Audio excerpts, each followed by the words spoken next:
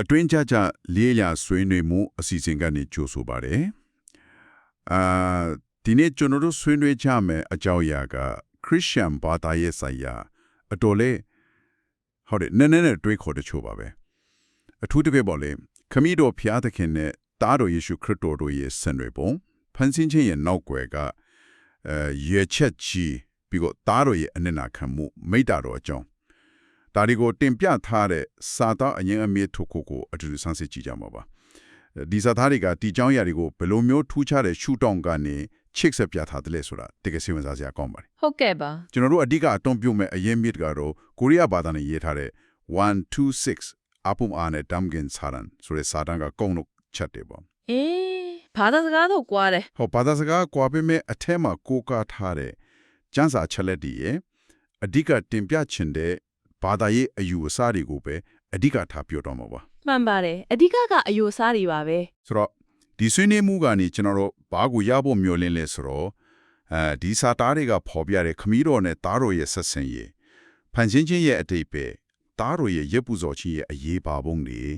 ဒီလိုအဓိကချက်တွေကိုနားလည်သွားဖို့ပါပဲဟုတ်ကဲ့ချိတ်ဆက်မှုတွေကိုမြင်သွားဖို့ပေါ့ဟုတ်ကဲ့တနည်းအားဖြင့်ဒီစာသားတွေကဘုရားသခင်ရဲ့မေတ္တာ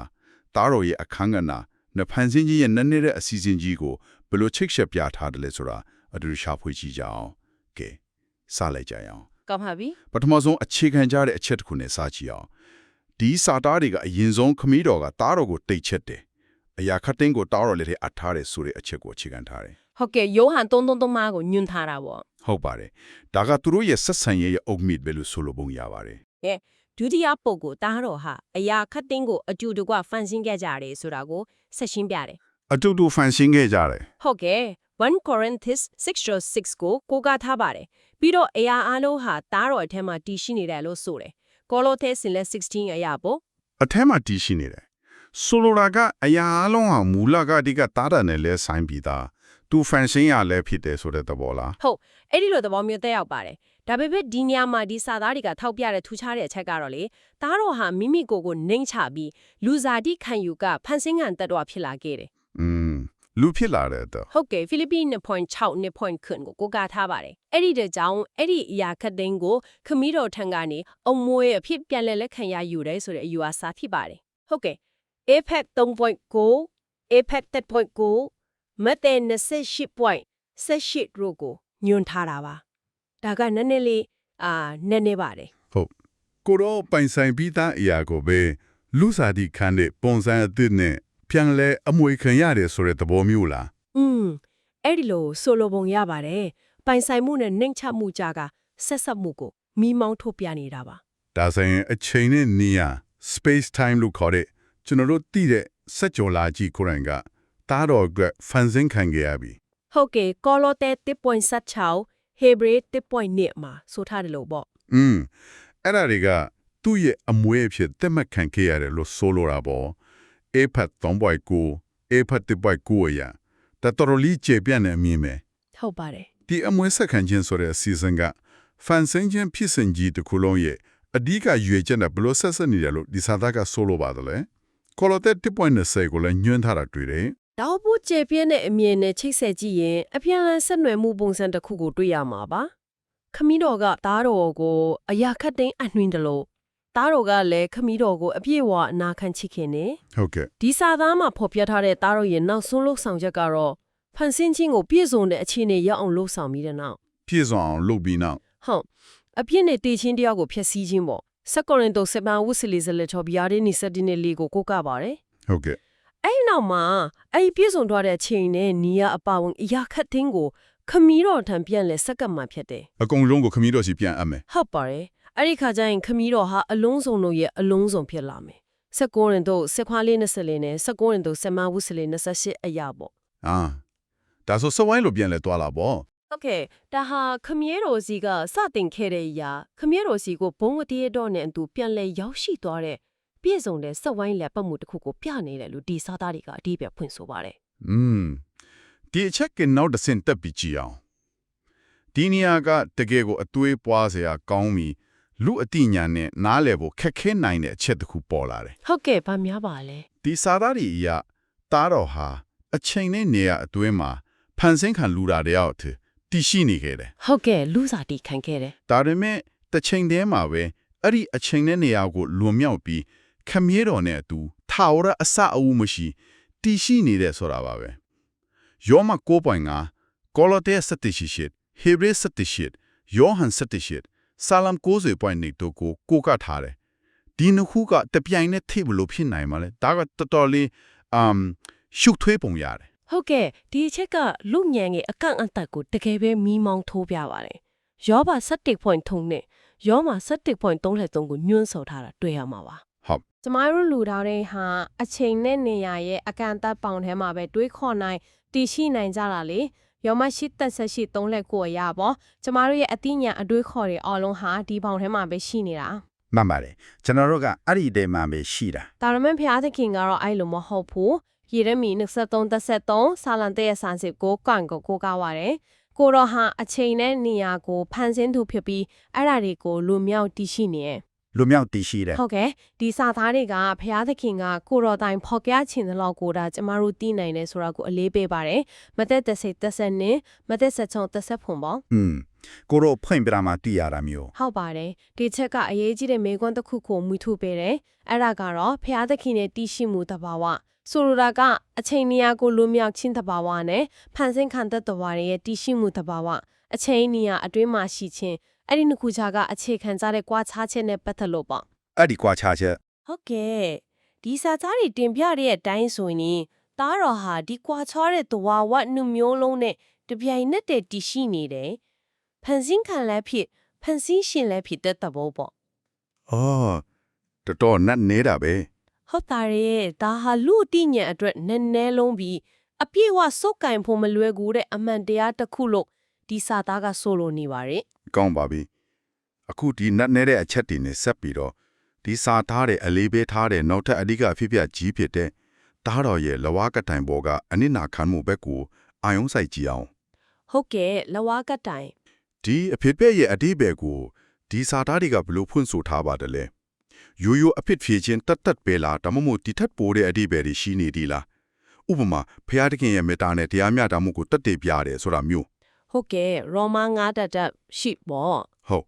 ပြီးတော့ကိုရိုရဲ့ပညာတော်ဒီမန်ကန်ကြောင်းကိုလည်းတက်တည်ပြတယ်ဆိုတာမျိုးလူက20:40မှာတားတော်ရဲ့ဆူတောင်းချက်ကိုကားပြီးဖော်ပြထားတာတွေ့တယ် ဟုတ်ပါရဲ့ဒီလဝါကတိုင်ဖြစ်တဲ့အကျုဆက်တွေကိုဒီစာသားတွေကအတော်လေးစနစ်တကျရှင်းပြထားတာတွေ့ရတယ်ပထမဆုံးအရေးကြီးဆုံးကတော့ဟုတ်ပါတယ်အဖြစ်ချင်းနဲ့ပြန်လဲသိမြင့်ချင်း reconciliation ပေါ့ကောလောထဲသိနေစီရ ဒါကအခြေခံဆုံးပဲ ဟုတ်ကဲ့ဒုတိယချက်ကတော့ဒီအဖြစ်ကြောင့်ယုံကြည်သူတွေအထဲမှာတန်ရှင်းသောဝိညာဉ်တော်ဖျားကြွလာပြီးကိန်းဝတ်နိုင်တာဖြစ်တယ်လို့ဆိုရယ် ဝိညာဉ်တော်ကြွလာခြင်း ဟုတ်ကဲ့ယောဟန်ခုနှစ်2018-39နဲ့တမန်တော်နင်းနစီရှိကိုကားထားပါတယ်တားတော်ဖုံးပွင့်ပြီးမှဝိညာဉ်တော်ကြွလာနိုင်တယ်ဆိုတဲ့ကျမ်းစာချက်ကိုဒီလဝါကတိုင်နဲ့ချိတ်ဆက်ပြထားပုံရပါတယ် ဟုတ်ကဲ့ တတိယညီနဲ့ဝိညာဉ်တော်ကိုလက်ခံရရှိတဲ့ယုံကြည်သူတွေဟာအပြစ်တရားရဲ့အချုပ်နှောင်မှုကနေလွတ်မြောက်ပြီးအောင်နိုင်တဲ့အသက်တော်မျိုးရရှိစေတယ်ယောမှာရှစ်တနှစ်နေရပေါ့ အဖြစ်ကိုအောင်နိုင်ခြင်း ဟုတ်ပါတယ်နောက်ဆုံးမှာတော့ဒီလမ်းစဉ်ကရှင်ပြန်ထမြောက်ခြင်းဒါမှမဟုတ်ခရစ်တော်ပြန်ကြွလာတဲ့အခါမှာကိုယ်ခန္ဓာပြောင်းလဲခြင်းစီတို့ပို့ဆောင်တယ်လို့ဆိုပါတယ်1ကိုရင်သင်တို့15:54အရာ ပြောင်းလဲခြင်းထိရောက်သွားတယ် ဟုတ်ကဲ့ဒီချက်တီအားလုံးဟာလဝါကတိုင်ကနေစတင်စီးဆင်းလာတဲ့ကောင်းချီးမင်္ဂလာတွေလို့ဒီဇာတာတွေကတင်ပြနေတာပါ ဒီနေရာမှာစိတ်ဝင်စားဖို့ကောင်းတဲ့အသုံးလုံးတစ်ခုသုံးထားတာတွေ့တယ်ယုံကြည်သူတွေရဲ့ပြောင်းလဲခြင်းကိုဦးဒီတို့အတီးများ first fruits လို့ရည်ညွှန်းထားတယ်ယောမချစ်နှစ်73ဗျာဒီ74 34ဟာမှာ ဟုတ်ကဲ့ခရစ်တော်ကိုတော့အဓိကဦးဒီ the first fruit အဖြစ်ဖော်ပြထားတယ်1ကိုရင်သင်ပြု15:10မှာ ဟုတ်တယ်ဒီဦးဒီဆိုတဲ့သဘောတရားကဘာကိုဆိုလိုခြင်းလားလဲ